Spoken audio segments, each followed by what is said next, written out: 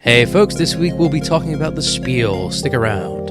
You're listening to the Beans and Dice podcast, a podcast about how we game. That's right, I'm Mitchell. And I'm Wayne. And this is the Beans and Dice podcast, a podcast about how we game. Wayne, last week I was talking about being excited that Expeditions had come in. Since then, I've played it 4 times, every time with a different group. It's like my game group. We couldn't all get together at the same time, but everyone was excited about playing Expeditions. So we played, like I said, 4 different times, and each time I was teaching it to a different group, so it was kind of cool. I got their reactions one by one, and I'm enjoying it. You said you saw it at Dice Tower, but you didn't get a chance to play it, right? The hot table was filled like crazy, and then the one chance I really had to play it, it was already like 11:30 at night, and Rob and Nick and a couple people were getting ready to play it. I'm like, yeah, it's too late to start a game that's probably going to take 2-3 hours. I'd rather just go to bed, even though I know it's blasphemy, right? But I didn't have the mental capacity to get into a game like that at like midnight. You're not a huge Scythe fan, right? We've played it a bunch. I played it a ton on Steam when we first started the podcast. And we were talking about like teaching strategies. I liked it. I think I need to play it again in person because the one and only time I played it in person was at a con right before the pandemic, so maybe 2019. And they had like every expansion, and they were Scythe fanatics, right. And it was just not a good fit. So I wouldn't mind playing it again. I think it's definitely. I love the art and the feel of it, so I like the game. I don't dislike Scythe. It's just not something that I have a burning desire to play a ton of. But I would think I would like it if I played it more. But again, it's like those big games. They're just hard to get to the table a lot. Yeah. So the good thing about Expeditions is if you like Scythe, it's like, hey, I get more in the theme of Scythe, and if you don't like Scythe, it's a completely different game. So, like, I had a buddy come over last night who is not a big fan of Scythe, and I was like, don't worry, it's nothing like it. And he was like, yeah, this is better than Scythe. I like this.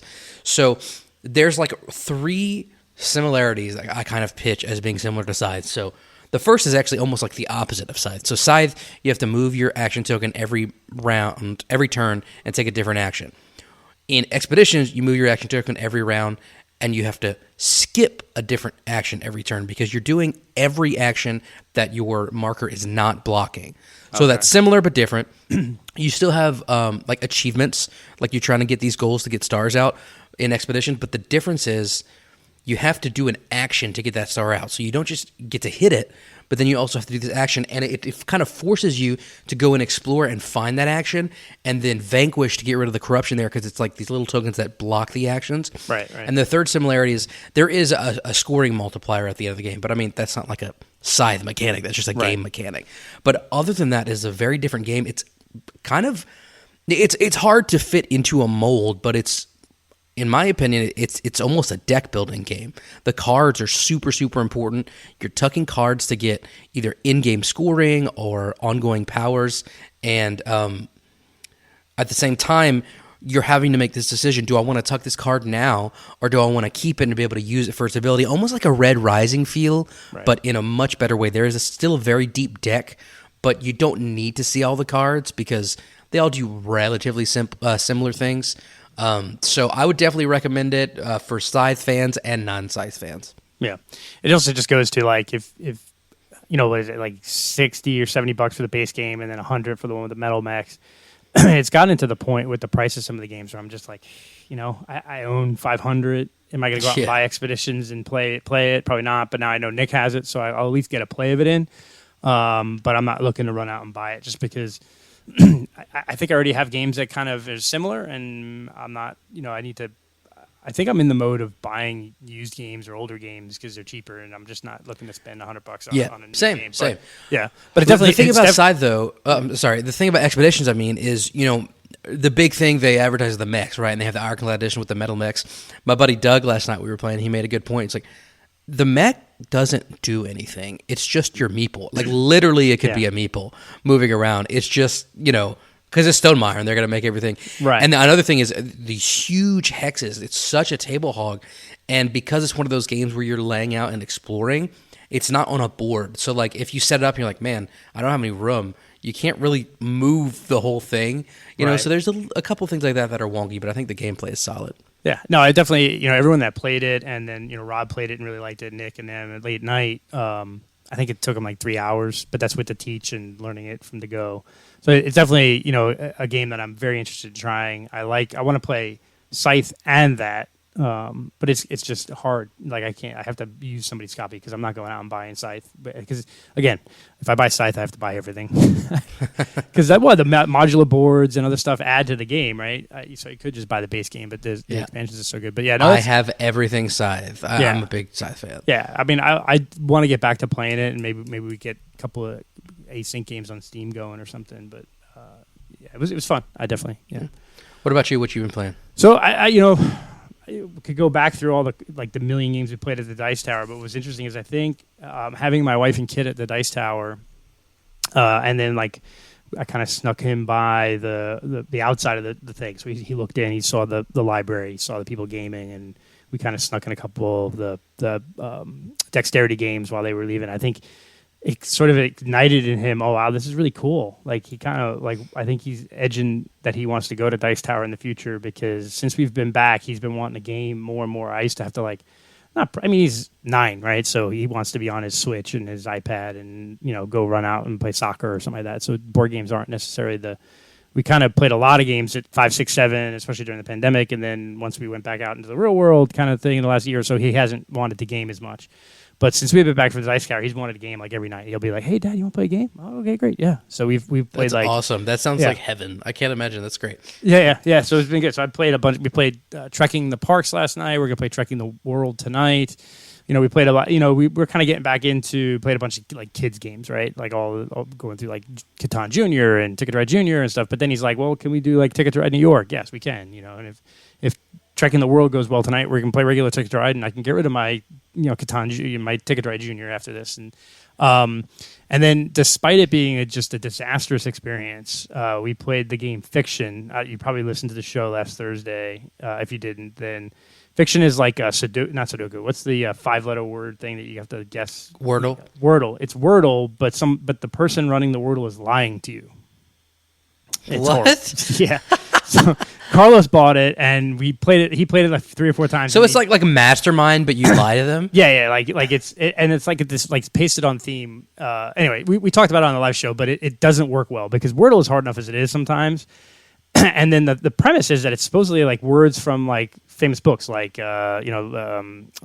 in Wonderland, right? But it's not really a word specifically. It could be just any 5-letter word, right? And then you have to guess, and then they lie to you. So you have to figure out are they lying about a letter not being there, being in the right space, whatever. So it was just impossible, right? But my kid loved it. He's like, "Oh, I play Wordle on my iPad." I'm like, "Okay, you play. All right, good to know. You play word games." So since we gotten back, we've been playing a couple of word games a ton. One I talked about on the show, Crosswords, which is it's fun. It's got it's like a tic-tac-toe board. And you put out cards along the left and the top, and where the cards intersect, you have to put a word. You have a little disc. You write a word on it, flip it down. Oh yeah, I think I've seen. Yeah, I actually got it for free, and it's been a hit because it's it'll be places in the United States, and then starts with the letter A, and you got to write so Arizona or Atlanta, whatever. Yeah, we played one, and it was places inside the United States, and then places outside the United States, right? Oh. Right. So, I live in Tampa, St. Petersburg. So I put St. Petersburg. Boom. Right. St. Petersburg, Florida, St. Petersburg, Russia. Oh, right? okay. Wow. Yeah, that's thinking outside the box. But so, my kid, who's not the best at geography, because what 9-year-old is nowadays, he's like, I don't know. What do you mean inside the U.S. and outside the U.S., right? And so his answer was border. The border. And I'm like, well, good. I'm giving that to you because that's in. For a kid, that's really thinking outside the box. Yeah, outside the box. Good. So the whole game is kind of trying to think outside the box. And I think the example I gave on the live show was authors and then a weapon, right? So authors and a weapon, and so I put butcher knife for Jim Butcher, the writer, and knife as in knife. So so that's the whole thing. You have to kind of just. So he's loving it. We played it a bunch. But the other one that I bought him for Christmas, Bananagrams, which is I don't know. It's like a Scrabble type game, right?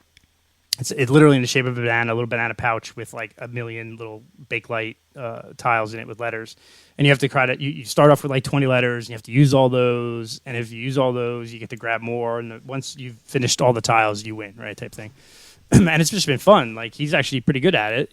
I win most of it. I think I've won most of the time, but he's coming close. And it was funny, I bought it because it was on sale at Target for $5, and he's a fan of like the Minions and Gru and all those things, and they have a little joke about bananas. Yeah, and, banana. Yeah, exactly. So I'm like, this would be a fun little present. We'll probably never play it, but whatever, $5 and whatever. But we played that like, I don't know, 6-7 times this week already. So it's just been fun. And what I even love better is when you go, we have in our neighborhood here, we've got like, there's like a bunch of kids, maybe like 8 or 9 kids that are all his age, between like 7 and 12. And the other day he came back in. He's like, hey, Dad, I'm going to grab the Bananagrams game and we're going to go play. And he literally taught a couple of his friends, and they were playing over. My neighbor sent me a text with the photo of them trying to play this game and stuff. So he's like slowly in showing his friends these games and teaching them, and I love that because that means that's they great. can come they'll come over and play. So they've done that. I have the crossbows and catapults and the catapult kingdom, catapult feud, catapult feud, whatever. So they've played that, and they played crosswords and stuff. So he's converting some of his friends into board gamers as well. So it's been fun, and I think it's cool that he saw, I think, the fun and the craziness and the hype of Dice Tower, and that sort of lit a spark in him to game more, which is cool. I like that, and hopefully we're gonna take him to Dragon Con this year. So no crazy late night stuff for me and my wife, but we're gonna enjoy the kids. They have kids tracks and panels and robotics and all that stuff, but there's a huge board game room and video game room that we'll take to and probably hang out. So that'll be fun. So yeah, it's what I've been playing and getting back into some more family stuff. And I think I just got a text earlier from my wife today saying like, hey, if you and Malcolm were playing a game tonight, I'll join. So it's like, nice. Yeah, it's like I got Rhino Hero on Prime Day, and I taught it to my kids. They loved it. We played so many games this past week of Rhino Hero. Now, do you have Rhino Hero or Rhino Hero Super Battle? Rhino Hero. Okay. What's Super Battle? So the Rhino Hero is like a little small box, right? Yeah.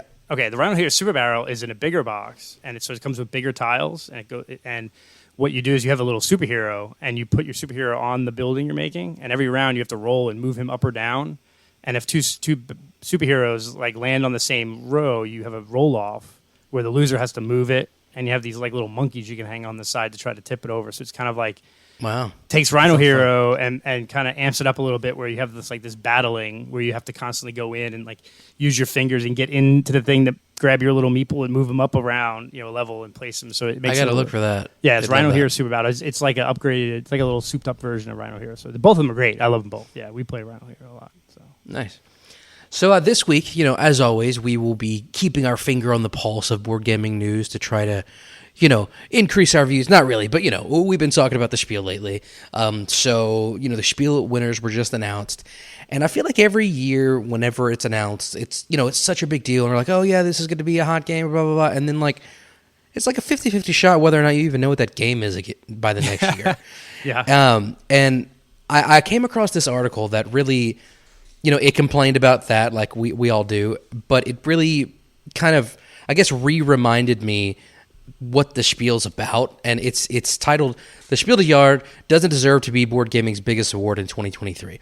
This is on Dicebreaker.com. It's written by Matt Thrower. It's a really good article, but it's basically saying the Spiel, at least at this moment, is maybe, it's been different throughout history, but it's supposed to be like the mass market family game award. And yeah, they added the Connoisseur Award, the Kinderspiel, but even those are not really, the games that we hardcore gamers are going to be getting super excited about, those heavy games, aren't really usually going to fit that bill. And so just after reading that article, it just made me realize why I'm never super excited about the Spiel, and it's just because, it's not for gamers. It's for maybe casual gamers, people who are playing with their family, stuff that they find in Target, stuff, that kind of stuff.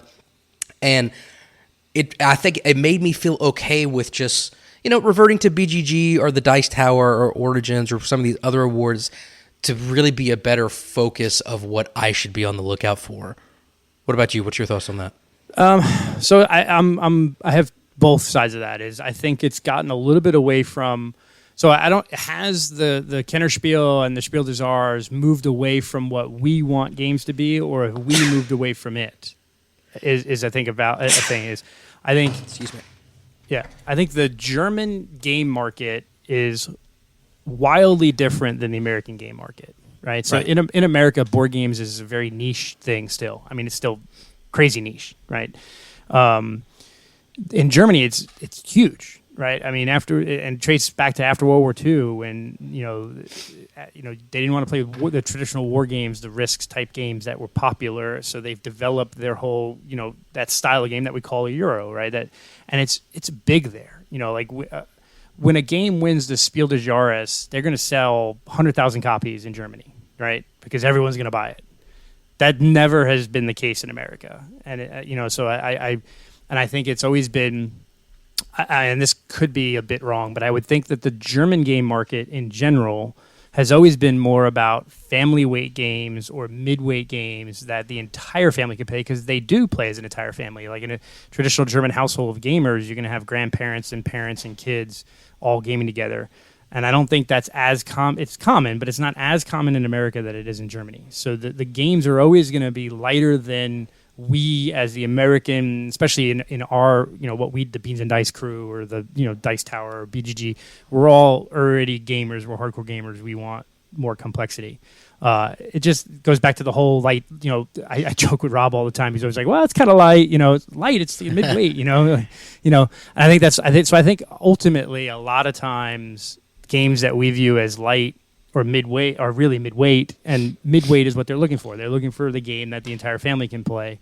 And what was funny is when you brought up this topic, I was thinking, man, I can't wait to be Grumpy Wayne and be like, oh, these games all suck now, or it's not. But when I actually look at the winners, it's a pretty good list, other than a couple. You're talking about for this year specifically? I know when I look over the last couple of years, right? I was thinking it's really this year. I'm not like I think the Kenner is way off, right? But the Spiel, I think, is probably about right, given the weight that they're looking for. But I think in general, I think it was good that they split out the Kenner and the Spiel. I think my only complaint is I think that we all think when they, the connoisseur game, so we're thinking, oh, that's going to be, whatever, the most complex game, the hegemony, lead your class to victory. Right. But that is on an outlier. Yeah, for them, that's like connoisseur game is like a medium game for them. Right. Or, medium to a little bit, Wingspan is a connoisseur game for them, right? And Dune Imperium, Dune Imperium, those kind of, Arc Nova, like those will be connoisseur types games for the German market, whereas here they're more midweight, maybe even, right? And so I think it's also. So I don't know if it's that the awards have moved or that the American perspective has moved. That's a good way to look at it. So let's look at the games this year. First of all, I'll say for the Spiel, Game of the Year, I think the only one I'd even heard of was Next Station London. I've definitely not played any of these three. Have you played Dorfromantik or Fun Facts or Next Station London? I haven't. I played Next Station London, and I like it a lot. It's a good one. Fun Facts, I think, have I played? I don't think I've played it, but I think I've watched playthroughs of it. And then Unlock. My internet. The Unlock. That's not this year. No, it was like a also nominated. Yeah, no, Fun Facts I haven't played. Wow, my internet. So really slow today. I don't have a ton to talk about on the Spiel itself. Just on Game of the Year because I don't know them. But if we go to the Kenner Spiel, connoisseur Game of the Year, I haven't played Iki, but I've played the other two. Have you played Iki? No, I haven't. I've seen it played. Well, the weird thing is Iki's been out for a minute, but it's just coming out in German, I think, is why it was nominated. But right. So Challengers, when that is such, if we're talking like rule set, that is literally battle, essentially. I mean, yeah, you have to build your deck. So I would. Unknown was the one that I was expecting. Yeah, that's a much better game, in my opinion, from my perspective. I think Challengers should have been nominated maybe for the Spiel and not the Kenner Spiel. Yeah, I think there's the confusion. I think for me, Challengers, and I've played it now 3 times on BGA, and I just don't get it. It's you're building a deck and then you're auto battling. It just doesn't to me that is very light, and you can basically just throw some cards together. And yeah, maybe there's some complexity as far as trying to do combinations of the cards and building sort of that deck up, but I don't see it as a connoisseur's game. It's definitely to me way more mass market, way more family weight than. But I mean, that's, is it close enough? Probably. So I will say the first time I played Challengers, I wasn't super hot on it. Yeah, I played it, I think, at 4 at BJ's house. BJ, don't kill me. The second time I played, again, I was playing with BJ. It was a full game of 8, and that was a lot of fun. And I think it's something that doesn't translate well onto VGA. It's the experience of it, because it's like, oh, who am I matched up with this round? Let's go and find a table to play this together. And now we're flipping cards, and it's like, oh, I got it. No, I got it. I'm going to get it. It's kind of like, like you're watching a sporting event, like who's going to win, and there's 8 people, and then I just snuck it out. Now I got to go. Let's see, who am I playing next? And so that moving around the room and stuff like that for a board game, I think it created a unique experience. But still, I don't think it's anywhere near Planet Unknown in terms of enjoyability and ingenuity in terms of game design. Yeah, no, I don't think so. And I hope, like I've listened to another podcast, they say challengers winning this mean that we're going to be getting a glut of these auto battling games, and I'm like, God, I hope not. Because it doesn't do much for me, right? Because you spend, so as far as you play in the game, you spend the first couple of minutes adding a card or 2 to your deck and building your deck, and that's only 2 minutes, maybe, and then you're playing war. Yeah.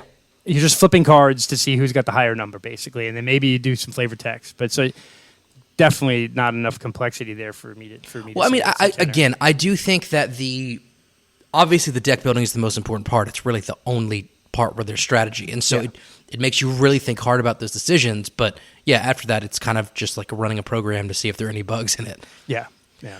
But so your question about will this mean we're going to get a lot of games like this? I don't think necessarily, because if you look back on games, that's what I was talking about a while ago. If you look back at the past winners, like some of these, you don't even know, like who still plays Living Forest that won the Kinderspiel last year. You still do? Okay. Yeah, I own a copy. Yeah. Okay, I'm proven wrong. Proven wrong. Yeah, right away. Damn. But no, I think Living Forest is great, and Living Forest is an interesting. I think it's again. I don't think it's super heavy. It's also pretty lightweight. I think you have to probably go back 3 years or 4 years when you get to Wingspan is probably in the last 5 years the most complex of the winners, right? So you have Challengers, Living Forest, Paleo, The Crew, Wingspan, and Quacks. I think of all of those, Wingspan is probably the most complex, right? Yeah, probably so. They're all close, but none of them are. You have some of the nominees: Dune Imperium, Cryptid. Yeah, okay, last year, Dune Imperium. Who wouldn't have voted Dune Imperium over Living Forest? Honestly, my guess is the German market, and this is total guess, is they shy away from IP-based games.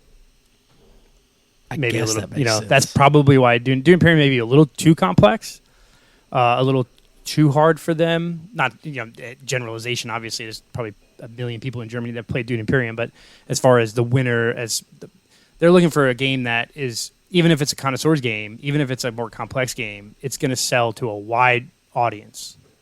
And so Wingspan is going to sell to a wide audience because it's, birds and whatever, and Paleo. But even, the year before that, Arnak losing out to Paleo. Right. I remember I played Paleo. And Fantasy Realms, Aeon's End, Barrage were recommended games. I think the other both of those games are more popular today than Paleo is. I think so. True. Yeah. So I remember whenever I played Paleo, I was like, oh yeah, this won the Kinderspiel. It's going to be great. And I played it and I was like, this is the thing that's won the most. Well, and I think also you think about the Oscars, right? How many times did the movie that the populace thinks was the best movie doesn't win? Some other movie wins Best Picture, and you're like, what? Why'd that win Best Picture? Because you also got to remember that the people that are doing this award are a small group of people, and they have their sort of vision for what this award is. But yeah, I still view the Spiel and the Kennerspiel as just look at if you look at the winners, even from the 1990s, and a lot of these games are still in print today, right?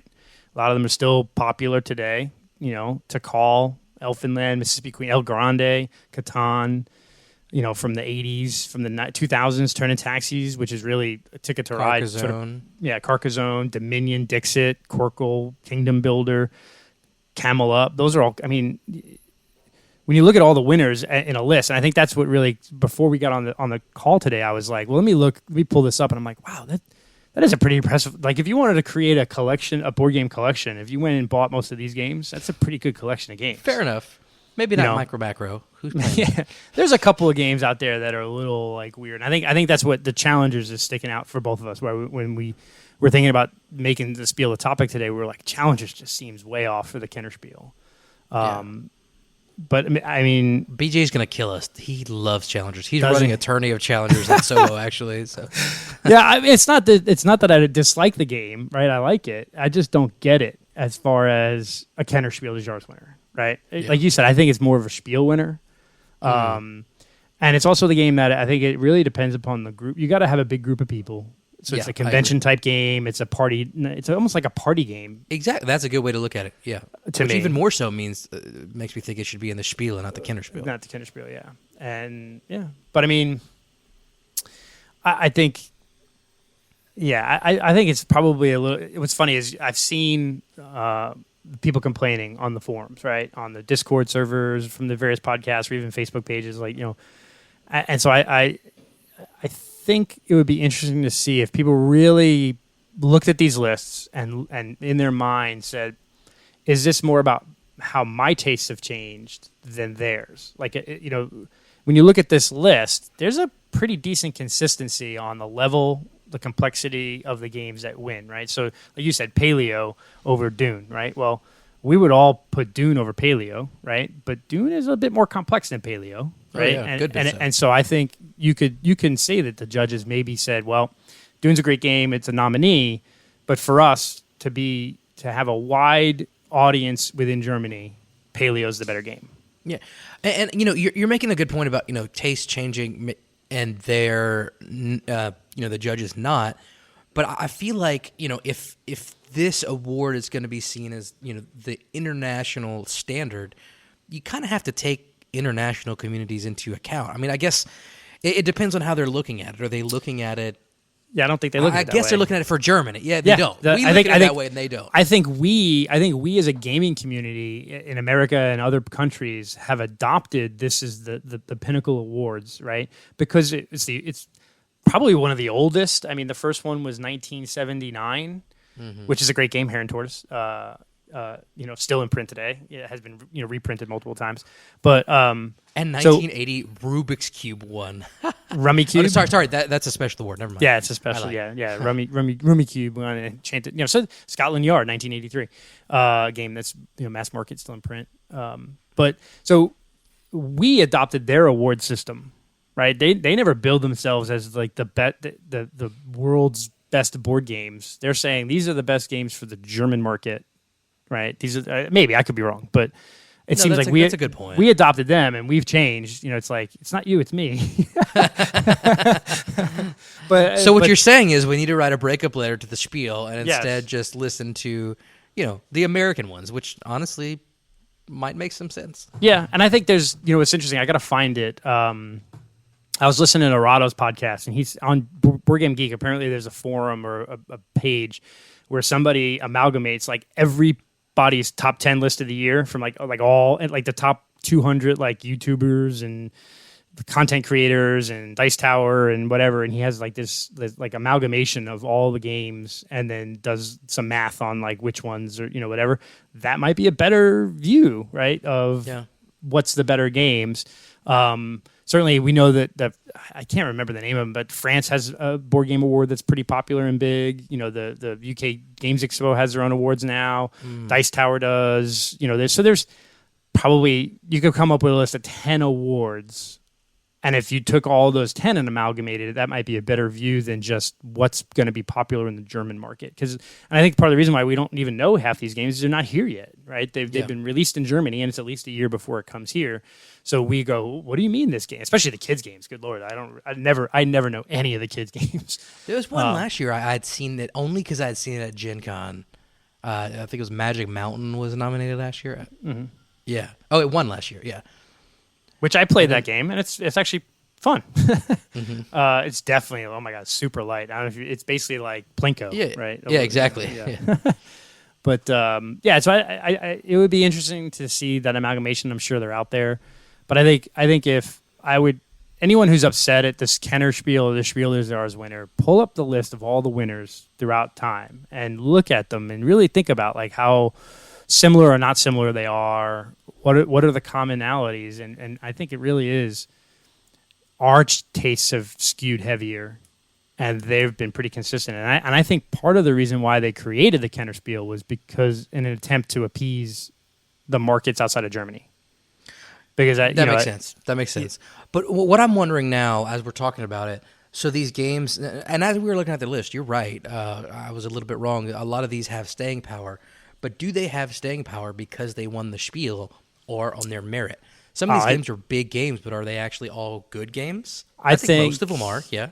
Yeah, I'll tell you what, though, not so much in the last 3 or 4 years, right? But 10 years ago, I mean, I've been gaming 23 years, right? So when I first got into gaming in the early 2000s, if I went to a game store and I saw a game with the Spiel des Jahres logo on it, I bought it.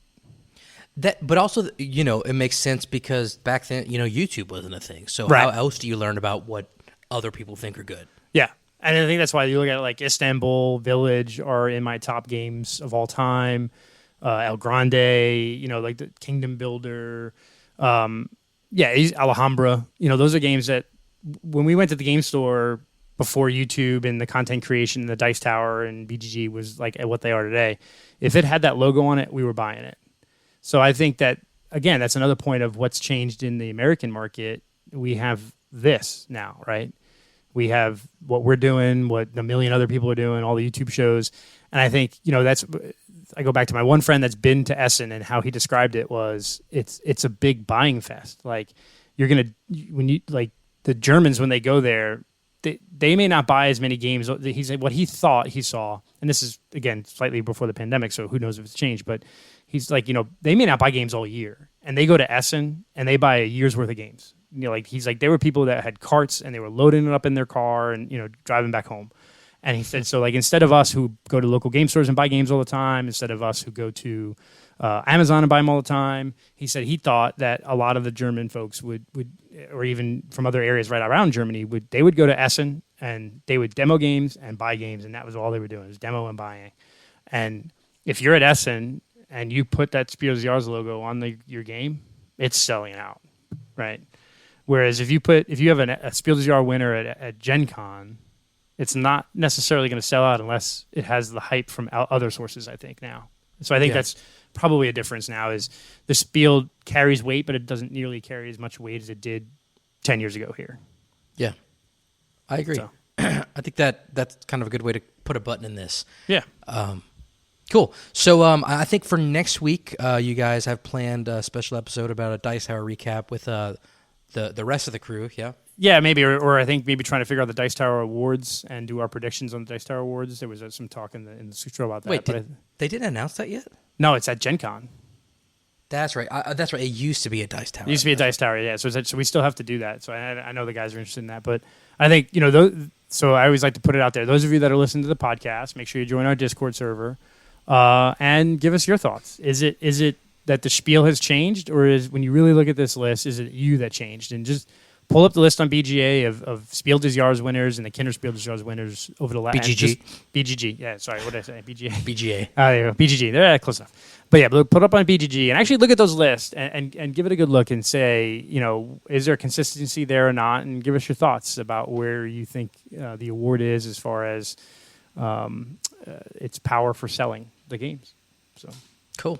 And don't miss the call-in show, Thursdays, YouTube, Twitch, and Facebook at 9 p.m. Eastern.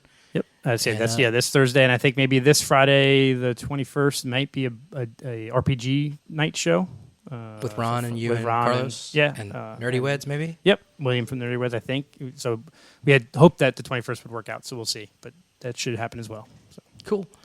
All right. Until then, you guys take it easy. I'm Mitchell, and I'm Wayne, and this is the Beans and Dice Podcast, a podcast about how we game. Later. Thanks for watching the Beans and Dice podcast. Don't forget to like and subscribe.